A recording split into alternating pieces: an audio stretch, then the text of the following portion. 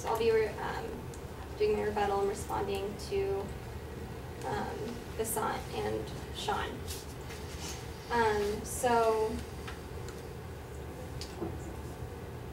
my opponent claimed that we should withdraw from NAFTA and enter into something more similar to the European Union.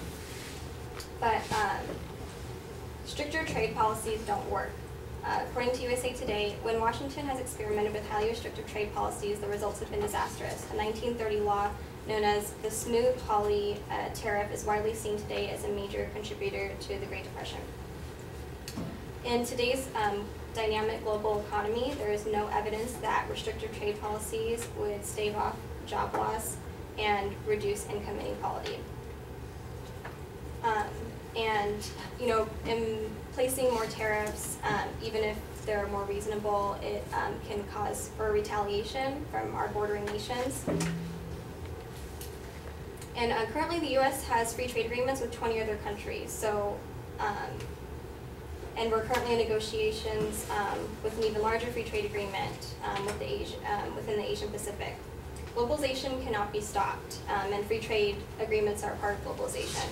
And we must share in the success of other nations instead of isolating ourselves. Free trade makes us more competitive. It stimulates economic growth and promotes tolerance of other nations. So withdrawing would set us back in this global economy. NAFTA, or according to David Wilkins, U.S. Ambassador to Canada, NAFTA has put food on the table for North American families since its inception. It has created a massive amount of jobs over the past 14 years. It has strengthened North America's manufacturing and exporting economy, making us far better able to cope with the rise of big emerging economies. Reopening NAFTA will only risk turning back the clock, making us less competitive against global forces and less able to defend the jobs and prosperity we have built in North America. And withdrawing from NAFTA will not reverse the effects of globalization. According to Eduardo Porter of the New York Times, political debate about globalization tends to get stuck between a couple of propositions. On the one hand, globalization tends to reduce prices of goods and services and bolster economic growth, helping companies become more efficient. On the other hand, it hurts workers who are brought into direct competition with cheaper labor overseas. So the debate often ignores an essential fact. Regardless of who wins and who loses from the process, it is pretty much irreversible. These challenges call for more sophisticated debate about trade. American policymakers might consider global taxation treaties to reduce the scope for tax competition.